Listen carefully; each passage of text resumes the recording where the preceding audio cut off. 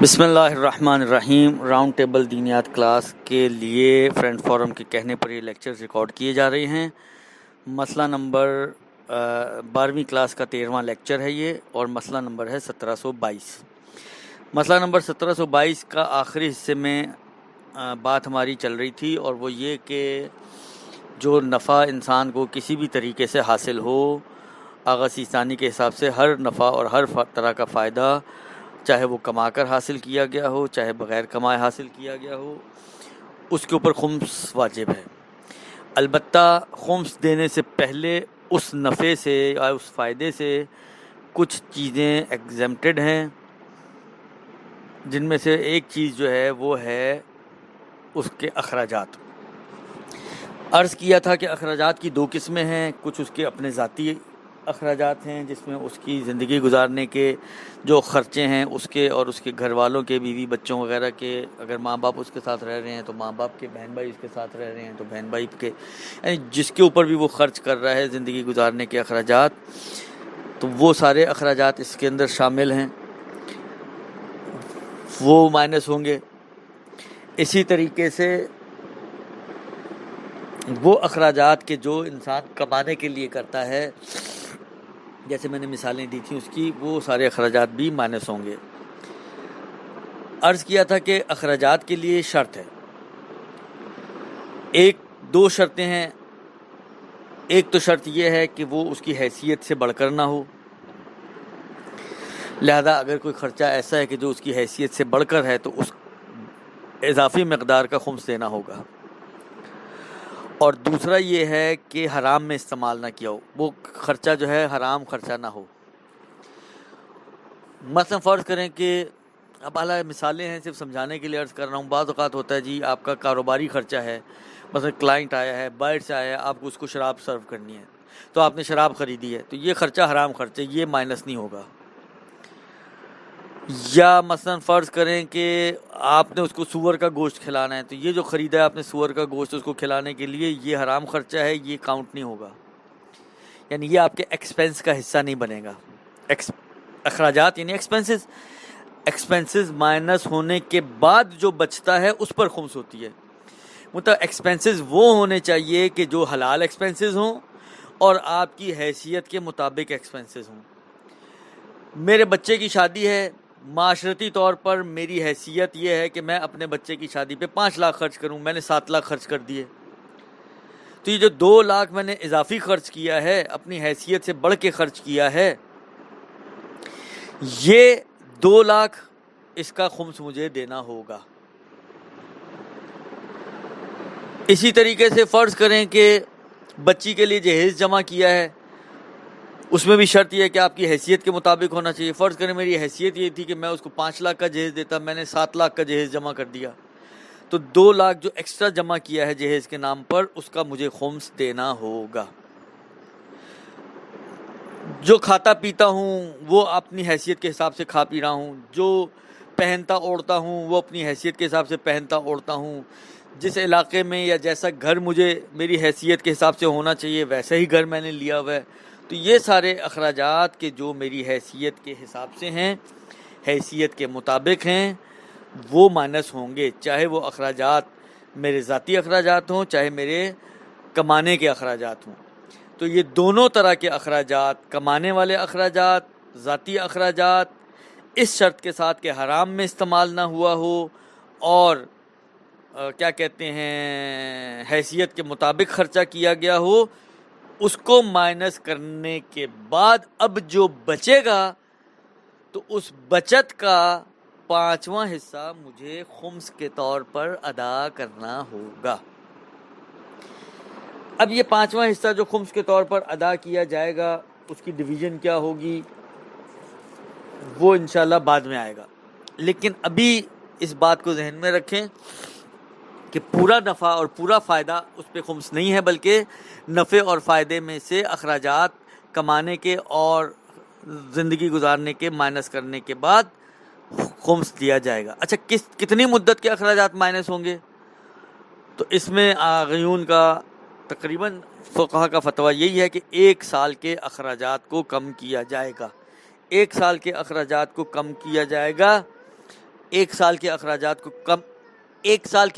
کو کم کیا جائے گا، اور وہ کم کرنے کے بعد جو باقی بچے گا وہ آپ کا خمس کا مورد بنے گا۔ اب ایک مثال بناتے ہیں۔ فرض کریں میں سال بھر میں 25 لاکھ میں نے کمائے۔ اس 25 لاکھ جو میں نے کمائے ہیں اس میں سے 10 لاکھ میرے کمانے کے ایکسپینسز ہیں، میں کرایہ دیتا ہوں، میں تنخواہیں دیتا ہوں، یوٹیلیٹی بلز دیتا ہوں، سال بھر کے پورے سال کی میرے بلز، کمائی ومائی، یہ سب کچھ ملا کر 10 لاکھ بنتے ہیں۔ تو اس 25 لاکھ میں سے 10 لاکھ تو یہ مائنس ہو جائیں گے، باقی بچتے ہیں 15 لاکھ۔ اب فرض کریں کہ 15 لاکھ میں سے میرا جو سال کا خرچہ ہوتا ہے، جو زندگی گزارنے کا خرچہ ہے، حالانکہ ایک مثال ہے، مثال بنا رہا ہوں صرف میں، فرض کریں کہ زندگی گزارنے کے جو منتھلی میرے ایکسپنسز ہیں وہ فرض کریں کہ کیا کہتے ہیں، وہ 60,000 مہینے کے ہیں۔ 60,000 منتھلی کا مطلب یہ ہو گیا کہ ایئرلی 7,20,000 ہو گئے۔ 25 لاکھ میں سے 10 لاکھ ایکسپنسز جو ہیں آپ کے وہ کمانے کے ہیں، وہ مائنس ہوں گے، باقی بچے 15 میں سے 7,20,000 آپ کی ذاتی اخراجات جو ہیں، جو آپ اپنے گھر بار پر خرچ کرتے ہیں، وہ مائنس ہو جائیں گے۔ تو 15 میں سے 7.20 اور کم کر دیں تو باقی بچے 780۔ 7,80,000 کا خمس آپ کو دینا ہوگا اگر یہ آپ کا فائنل بچت ہے۔ تو اس میں سے 7,80,000 کا خمس آپ کی گردن پر واجب ہو جائے گا۔ اب 7,80,000 کو ڈیوائیڈ کریں 5 پر، تو 780 کو جب آپ 5 پر ڈیوائیڈ کریں گے تو یہ بنتے ہیں تقریباً 1,56,000، 1,56,000۔ 1,56,000 اس 7,80,000 میں سے جب آپ خمس کے طور پر پے کریں گے تو باقی جو آپ کا بچے گا وہ آپ کا مخمس مال کہلائے گا، اور اگلے سال کے لیے وہ آپ کا بیس بن جائے گا۔ یعنی اگر آپ 780 میں سے 156 مائنس کر دیں تو آپ کے پاس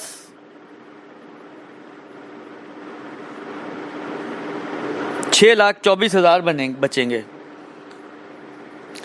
6,24,000 جو آپ کے بچیں گے یہ اگلے سال کی بیس ہے۔ یعنی اگلے سال جب آپ کمانا شروع کریں گے، پلس مائنس ایکسپنسز، انکم وغیرہ پلس مائنس کریں گے، تو ایٹ دا اینڈ فرض کریں آپ کے پاس جو ہے وہ 12 لاکھ بچ گئے۔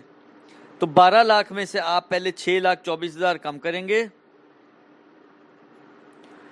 اور 6,24,000 کم کرنے کے بعد جو اماؤنٹ آپ کے پاس بچے گی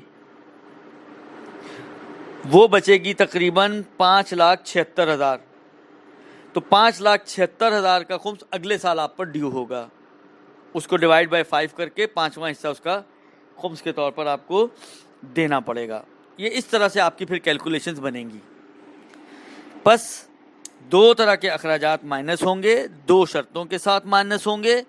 ان شرطوں کے ساتھ مائنس کرنے کے بعد جو آپ کی بچت ہوگی اس بچت کا خمس آپ کو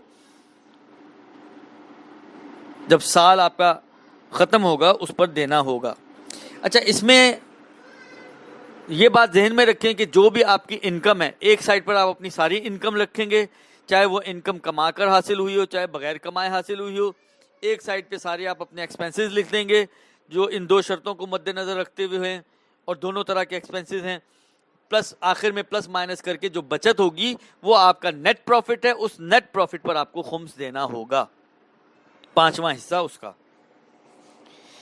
اب اس میں آپ کے وہ انکم کی سائڈ پر وہ چیزیں بھی آ جائیں گی جو آپ نے بغیر کمائے حاصل کی ہیں۔ لہٰذا گفٹ آپ کو ملا ہے، فرض کریں آپ کی سالگرہ تھی، کسی نے آپ کو شرٹ گفٹ کر دی، اگر یہ شرٹ آپ کی سال بھر میں یوز ہو گیا آپ کے اخراجات میں، یعنی آپ نے یوز کر لی تو کوئی خمس نہیں ہے، یا آپ نے کسی اور کو تحفہ دے دیا تو کوئی خمس نہیں ہے. لیکن اگر سال کے اینڈ تک یہ شرٹ پڑی رہی تو اس کی بھی جو قیمت ہے اس کا 5واں حصہ آپ کو خمس دینا ہوگا. اس طریقے سے ہر چیز کو آپ کو کیلکولیٹ کرنا پڑے گا. سال کا حساب کتاب کب سے سٹارٹ ہوتا ہے اور کب سے اینڈ ہوتا ہے وہ بعد میں آئے گا تفصیل سے، لیکن ابھی یہ ایک مسئلہ اب اپنے ذہن میں رکھیں. اب میں مسئلہ پڑھ رہا ہوں 1722.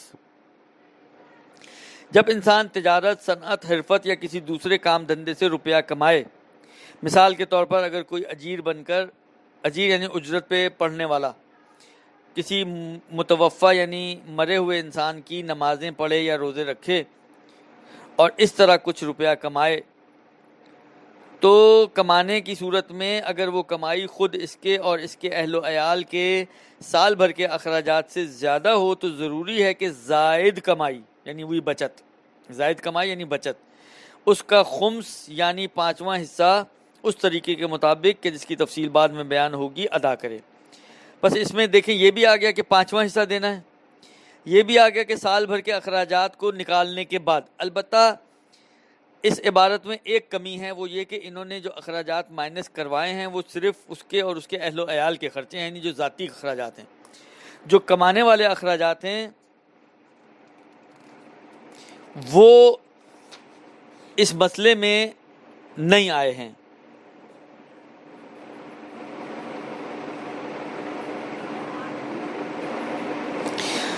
درست، لہذا یہ ایک چیز ذہن میں رکھیں، یہ ایک اس مسئلے میں تھوڑی سی کمی ہے، وہ آپ خود ایڈ کر لیں. یہ جہاں پہ یہ دیا نا انہوں نے کہ اگر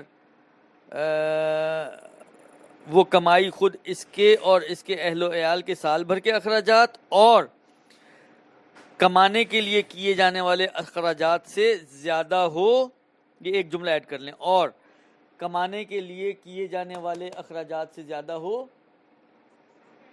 تو اس کا 5واں حصہ خمس کے طور پر ادا کیا جائے گا. یہ آپ اس کے اندر ایک چیز ایڈ کر لیں.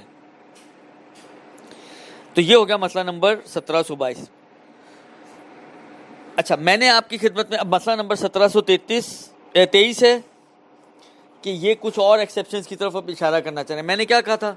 میں نے عرض کیا آپ کی خدمت میں کہ کمانے کے ذریعے حاصل کیا گیا مال یا بغیر کمائے حاصل کیا گیا مال، جو بھی آپ کو فائدہ مل رہا ہے اس پر خمس ہے. اگر آپ غور کریں تو یہ جب میں نے کہا کہ کوئی بھی فائدہ، تو اس میں بہت وسیع دائرہ ہے اس کا. بغیر کمائے حاصل کیے ہوئے مال میں مثلاً تحفہ ہے، وہ بھی آ گیا اس میں، اور بغیر کمائے حاصل کیے ہوئے مال میں عورت کا مہر ہے، وہ بھی شامل ہو گیا، اور بغیر کمائے حاصل کیے ہوئے مال میں دیت اگر کسی کو ملی ہے تو وہ بھی شامل ہو گئی، اور بغیر کمائے حاصل کیے ہوئے مال میں طلاق خل کا عوض جو ہے وہ بھی شامل ہو گیا، اور بغیر کمائے حاصل کیے ہوئے مال میں وراثت کا مال بھی شامل ہو گیا.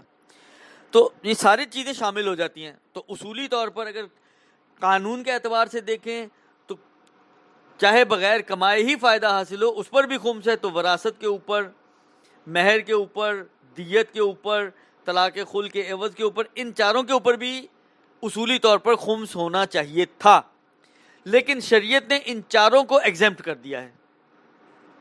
شریعت نے اگرچہ موضوع کے اعتبار سے یہ شامل ہوتے ہیں کیونکہ بغیر کمائے حاصل ہونے والا فائدہ ہے، لیکن شریعت نے ان کو ایگزمپٹ کیا ہے.